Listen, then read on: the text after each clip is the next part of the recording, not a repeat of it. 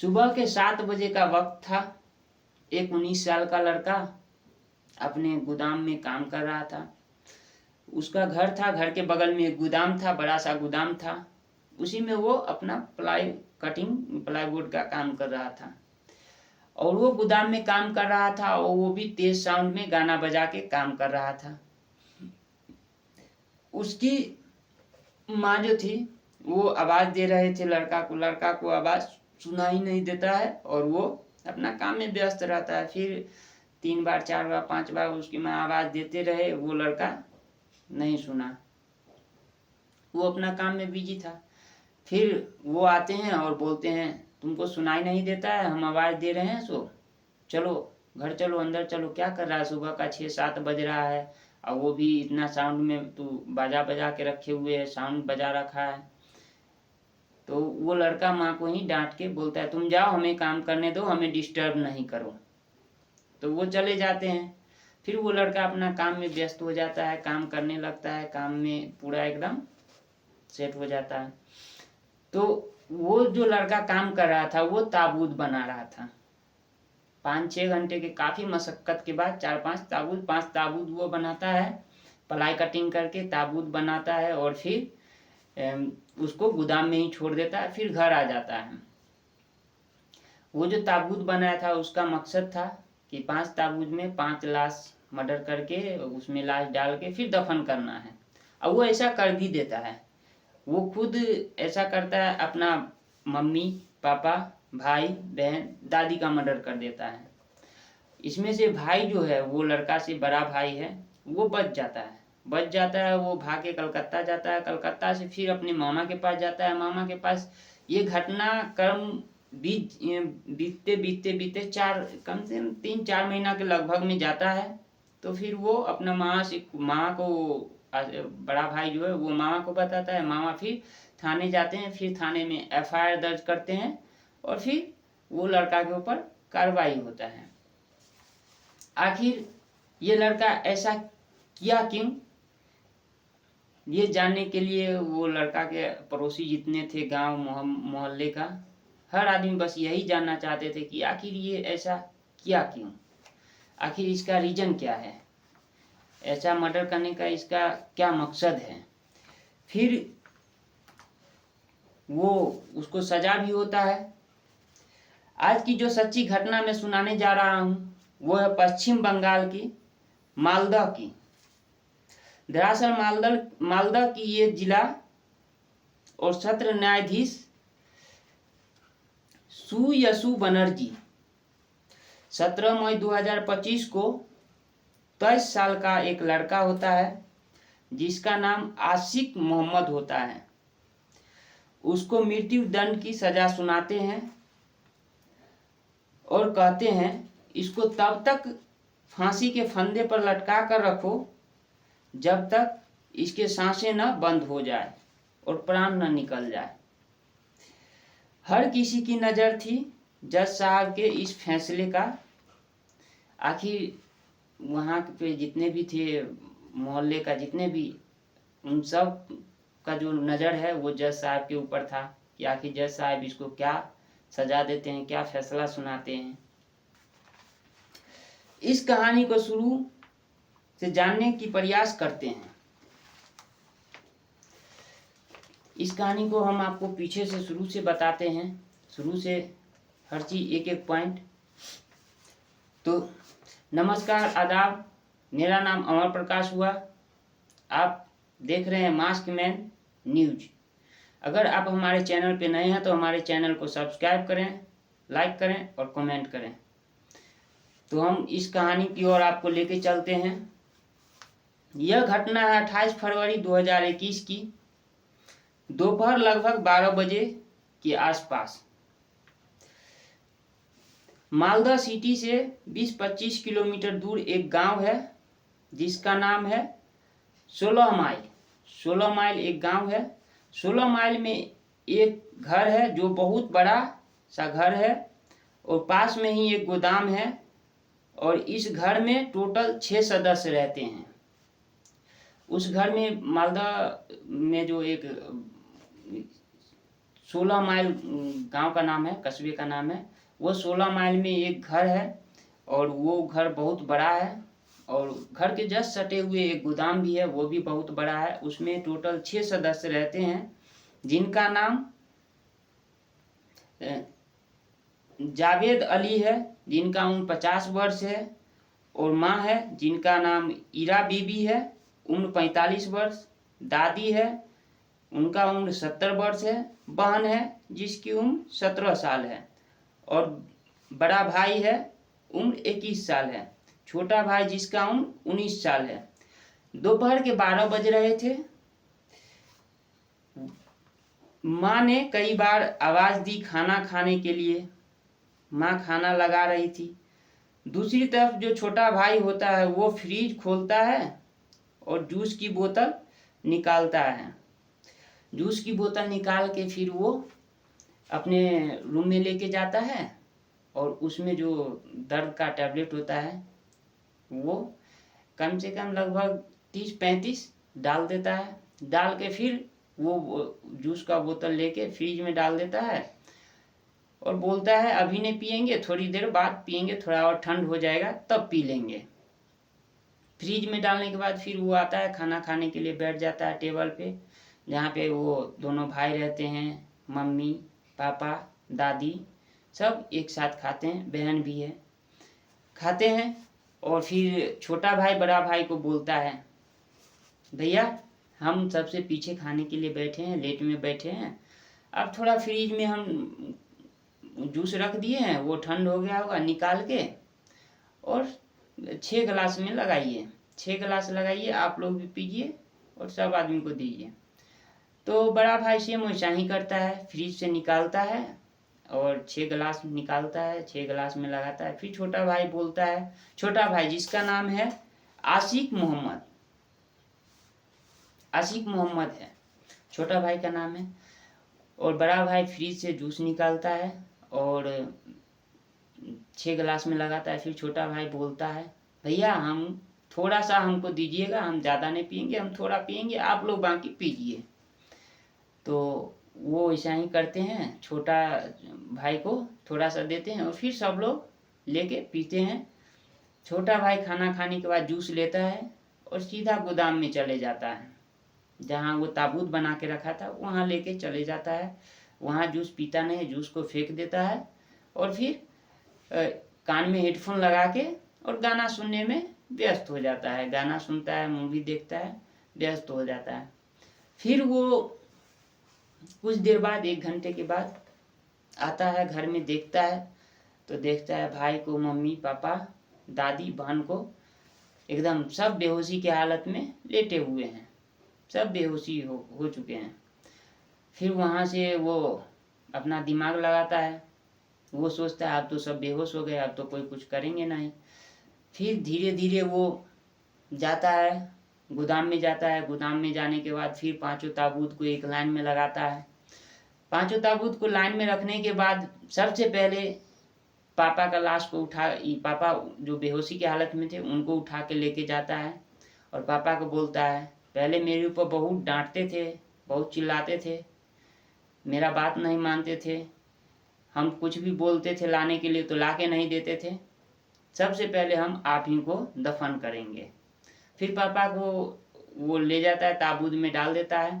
ताबूत में एक हॉल भी करके वो रखे हुए रहता है ताकि हम ऊपर से पानी उनी डालें तो ताबूत में जाए, ताकि डेड बॉडी जल्दी खराब हो जाए। और फिर वो अपने पापा को हाथ पैर बांध देता है, मुंह में टेप लगा देता है और ताबूत में डाल के रख देता है। फिर 2nd नंबर पे माँ को लेके आता है, माँ को भी लेके आता है, फिर वही काम करता है, सब हाथ पैर बांध के मुंह में टेप बांध लगा के ताबूत में डाल देता है। फिर बहन को लेके आता है, फिर बहन को बोलता है तुम्हारा तो एज अभी 15 साल हुआ था, तुमको शादी करने के लिए पापा 10 लाख रुपया भी जमा किए थे, अब तुमको कब्र में ही शादी होगा, यहाँ अब तुमको शादी नहीं होगा। फिर वो बहन को भी वही सेम वैसा ही करता है, हाथ पैर बांध के मुंह में टेप लगा के फिर ताबूत में डाल के। फिर दादी को लेके आता है, फिर दादी को भी वही काम करता है, हाथ पैर बांध के टेप लगा के ताबूत में डाल देता है। सबसे लास्ट में बड़ा भाई, बड़ा भाई को लेके आता है और उसको भी हाथ पैर बांध देता है और मुंह में टेप डाल के और ताबूत में डाल देता है। ताबूत में डालने के बाद वो सबको दफन कर देता है। दफन कर देता है तो फिर लास्ट में जो बड़ा भाई का ताबूत होता है ना, वो हल्का हिलने लगता है। हिलता है तो वो डर जाता है कि आखिर ये ताबूत हिल क्यों रहा है, आखिर इसमें क्या हुआ, वो उठ तो नहीं गया मेरा बड़ा भाई। तो फिर वो डर जाता है, डर डर से वो तुरंत उठता है और अपने रूम में जाता है। घर जाने के बाद रूम में जाता है, रूम से बंदूक उठाता है और लेके आ जाता है। बंदूक लेके आ जाता है, फिर वो भाई के ऊपर भिरा देता है बड़ा भाई और बोलता है कि तुम तो अब बच गया ना, हल्ला करेगा तो हम तुमको गोली मार देंगे, नहीं तो तुम यहाँ से भाग जाओ। बड़ा भाई समझाने का बहुत कोशिश करता है, प्रयास करता है कि तुम ऐसा मत करो, तुम जो कर रहे हो वो गलत कर रहे हो, ऐसा मत करो, लेकिन वो एक भी नहीं मानता है। फिर क्या, बड़ा भाई 21 साल का था, उससे हट्टा कट्टा था, उससे ज़्यादा ताकतवर था। फिर छोटा भाई को उठा के पटक दिया और उससे बंदूक छीन लिया। बंदूक छीन के फिर छोटा भाई को बोलता है कि तू जो कर रहा है गलत कर रहा है, तुम कुछ मत करो, ये सब गलत काम है। वो एक भी नहीं सुनता है और छोटा भाई बड़ा भाई को बोलता है अगर तुम मेरे रास्ते में आएगा तो हम तुमको भी मार देंगे और तुम हमको कुछ नहीं कर लेगा। तो फिर बड़ा भाई बोलता है क्यों, ऐसा क्यों, हम क्यों नहीं कुछ कर सकते हैं। तो फिर छोटा भाई बोलता है क्योंकि तुम जो अपने गर्लफ्रेंड को लेके घर पे आया था तो हम तुम्हारा वीडियो बना के रखे हुए हैं। तो उसका जो बड़ा भाई है वो अपनी गर्लफ्रेंड को लेके आया था और गर्लफ्रेंड को लेके अपने घर पे आया था और दोनों आपत्तिजनक स्थिति में थे। यही मौका का फ़ायदा उठा के छोटा भाई उसका वीडियो बना लिया अपने फ़ोन में और रख लिया। तो वही अभी बड़ा भाई को बोल दिया कि अगर तुम हमको कुछ नहीं कर सकता है क्योंकि तुम्हारा वीडियो हम रखे हुए हैं, अगर ज़्यादा परेशान करेगा तो हम तुम्हारा वीडियो वायरल कर देंगे, तुमको कहीं का नहीं छोड़ेंगे, तुम्हारा इज्जत नीलाम कर देंगे। तो बड़ा भाई सहम जाता है, डर जाता है, फिर वो चुपचाप उसको बंदूक दे देता है। फिर छोटा भाई बड़ा भाई को 20,000 रुपया देता है, बोलता है तुम यहाँ से बहुत दूर चले जाओ, तुमको यहाँ नहीं रहना है। फिर छोटा भाई बड़ा भाई को पैसा देता है और बड़ा भाई अपने गांव से कलकत्ता के लिए निकल जाता है। कलकत्ता जाता है, फिर वहाँ रहता है। 14-15 दिन बीतने के बाद फिर उसको तो पैसा ख़त्म हो गया था, तो फिर वो अपने मामा, जो कि उसका मामा झारखंड में रहते हैं, वहाँ कॉल करता है मामा, और मामा को वो बोलते हैं मामा अगर आपको एतराज़ नहीं होगा तो हम आपके यहाँ आ सकते हैं। तो मामा बोलता है हाँ क्यों नहीं, आ जाओ, तुम्हारा ननिहाल है, आने के लिए भी तुमको परमिशन लेना पड़ेगा, तुम आ जाओ, तुम अपना मम्मी पापा भाई बहन सबको लेके आओ। तो वो जाता है, फिर कलकत्ता से झारखंड चला जाता है। झारखंड जाता है, 3-4 दिन बीतने के बाद एकदम मायूस सा उदास उदास रहता है। फिर मामा बोलते हैं क्या तुमको कोई परेशानी है, कोई दिक्कत है कि घर में किसी से कुछ हुआ है, झगड़ा हुआ है, बताओ। तो वो बोलता है नहीं ऐसा कुछ नहीं है, कुछ नहीं। फिर मामा बोलते हैं कि आखिर तुम्हारे पापा को मम्मी को क्यों नहीं फ़ोन लगता है, हम फ़ोन करते हैं तो किसी से बात क्यों नहीं होता है। तो वो लड़का बोलता है हमें पता नहीं, हम घर पे गए थे, घर पे गेट पे ताला लगा हुआ था, फिर हम रिटर्न आपके यहाँ आ गए। फिर उसका मामा जो है वो छोटे भाई को फ़ोन करते हैं, छोटे भाई को फ़ोन करते हैं, छोटा भाई कॉल रिसीव करता है, फिर बोलता है पापा और मम्मी अमेरिका गए हुए हैं, यहाँ नहीं हैं, वो पहुँच जाएंगे तो फिर आप उनसे बात कर लीजिएगा, नहीं तो आएंगे तब बात कर लीजिएगा, हमें डिस्टर्ब नहीं करिए, फ़ोन रखिए। फ़ोन काट देता है। तो फिर उनको भी लगता है कि हाँ अमेरिका गए होंगे, जाने वाले थे, टिकट दिखा रहे थे, फिर गए होंगे। तो फिर वो शांत हो जाते हैं। फिर काफ़ी मशक्क़त के बाद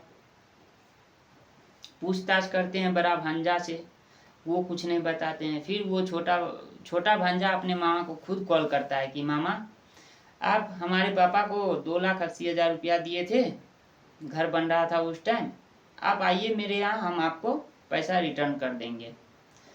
तो वो बोलते हैं ठीक है हम आ जाएंगे, खुशी की बात है कि तुम हमको पैसा के लिए बुला रहा है, हमें भी पैसा का काम है, हम आ जाएंगे। लेकिन जिस दिन छोटा भांजा मामा को कॉल किया था वो उस दिन नहीं आ पाए, आए 3-4 रोज के बाद आए। तो फिर भांजा को आवाज़ देते हैं, गेट पे आते हैं, गेट खटखटाते हैं, गेट भांजा नहीं खोलता, बोलता है क्या बात है, तो पैसा के लिए कॉल किया था, हम आए हैं। तो जिस दिन कॉल किया उस दिन काहे नहीं आए, अब हम आपको पैसा नहीं देंगे, अब जाइए यहाँ से, भागिए। वो फिर बोलते हैं अरे तुम्हारा मामा है, हम कैसे बिहेव कर रहा है, क्या हुआ है तुमको, तो नहीं हमको डिस्टर्ब नहीं करिए, आप यहाँ से जाइए। फिर उनका मामा उन्हीं का एक पड़ोसी था नौशाद आलम, नौशाद आलम से भी बात करते हैं। नौशाद आलम बोलता है हाँ हम भी गए थे, तो मेरे साथ भी ये ऐसा ही व्यवहार किए थे, कुछ तो गड़बड़ लग रहा है, डाउट लग रहा है, आखिर क्या है। तो फिर उसका मामा वहाँ से चले जाते हैं झारखंड। झारखंड आने के बाद अपने बड़े भंजा से पूछते हैं आखिर बात क्या, तुम हमको सही सही बताओ, पूरा बात बताओ, आखिर क्या हुआ है। तो बड़ा भंजा बता देता है, लास्ट में वो एक एक बात बताता है। बड़ा भंजा बताने के बाद बड़ा भंजा बहुत रोता भी है, अंदर से टूट चुका था, अकेले बंदा क्या करेगा, टूट गया था। फिर वो सारी हकीकत जो जो घटना हुआ वो बता दिया, ऐसे ऐसे हुआ है, मेरा भाई मेरे अब्बू अम्मी और दादी बहन को मार के दफन कर दिया है गोदाम में, और उसी के लाश के ऊपर, उसी के कब्र के ऊपर अपना बेड लगा के वो सोता है। ये सारी घटना के बारे में वो अपने मामा को बताता है। मामा और भांजा फिर जाते हैं पुलिस स्टेशन, जो कि पुलिस स्टेशन जाके तो मारकर जगह का नाम है, वो पुलिस स्टेशन है, वहाँ जाते हैं। फिर वहाँ सारी पुलिस स्टेशन में वहाँ सारी घटना के बारे में जानकारी देते हैं और फिर वहाँ से FIR करते हैं। फिर वहाँ से पुलिस थाना आता है और जो घर होता है गोदाम, उसको चारों ओर से घेर लेता है। फिर वो आवाज़ देता है कि तुम गेट खोलो, नहीं तो हम गेट तोड़ के अंदर घुस जाएंगे। लेकिन वो जो छोटा वाला जो था, जो भाई मर्डर किया था, वो गेट नहीं खोलता है। तो लास्ट में पुलिस गेट तोड़ के अंदर घुस जाते हैं, और घुसने के बाद उससे पूछताछ करते हैं। काफ़ी मशक्क़त के बाद वो लड़का, शुरू में तो वो बोल रहा था हम नहीं जानते हैं, अमेरिका गए, इधर उधर घुमा रहा था। फिर पुलिस उसको धमकी देते हैं अगर नहीं बताएगा हमको सही तो तुम्हारा हाथ पैर तोड़ देंगे और छोड़ देंगे। फिर तो वो लड़का लास्ट में बताता है कि हाँ हमने मार दिया है। तो फिर पुलिस पूछते हैं मार के कहाँ पे रखे हैं, तो पुलिस बताते हैं कि हम यहाँ पे दफन किए हैं। फिर वहाँ पे खोदा जाता है तो कुछ नहीं मिलता है। फिर 6-7 फीट नीचे खोदने के बाद डेड बॉडी मिलता है, बट वो काफ़ी क्रिटिकल कंडीशन में मिलता है, केवल कंकाल मिलता है, 5 कंकाल मिलता है। कंकाल का जो वो DNA लिया जाता है, सैंपल लिया जाता है कि कौन सा कंकाल किसका है मैच के लिए। फिर उसको बाहर निकाला जाता है। फिर बाहर निकाल के वो जो लड़का है उसको जेल में बंद कर दिया जाता है। जेल में बंद कर देने के बाद 26 अगस्त 2021 को मालदा कोर्ट में चार्जशीट दाखिल किया जाता है। दोनों तरफ के वकील, एक वकील इसे बचाने के चक्कर में रहते हैं और दूसरे वकील इसको सजा दिलाने के चक्कर में रहते हैं। केस चलता रहा। फिर 16 मई 2025 को इसे दोषी करार देने के बाद 17 मई 2025 को जज साहब उसे मृत्यु दंड यानी कि फांसी की सजा सुना देते हैं। वो अभी मालदा के ही जेल में बंद है, अभी वो मालदा के जेल में है और सुप्रीम कोर्ट और हाई कोर्ट का इंतज़ार कर रहा है। और इससे भी नहीं होगा तो वो राष्ट्रपति के पास जाएगा और वहाँ से अपनी मृत्यु दंड को माफ़ी का अर्जी देगा। लेकिन यहाँ यह इंडिया है, यहाँ ऐसा नहीं होता है। राष्ट्रपति के पास जाते जाते उसका 30-40 साल हो जाएगा। लेकिन यह जो जैसा यह क्राइम किया, जैसा घटना को अंजाम दिया है, उस हिसाब से इसको जल्द से जल्द फांसी की सज़ा मिल जाना चाहिए। दोस्तों, इस घटना को सुनाने का उद्देश्य हमें किसी के दिल दुखाने का या परेशान करने का कोई मकसद नहीं था, सिर्फ हमें जागरूक करना था, सतर्क करना था। तो आप अगर हमारे चैनल पे नए हैं तो हमारे चैनल को सब्सक्राइब करें, लाइक करें, कमेंट करें और शेयर करें। Thank you for watching.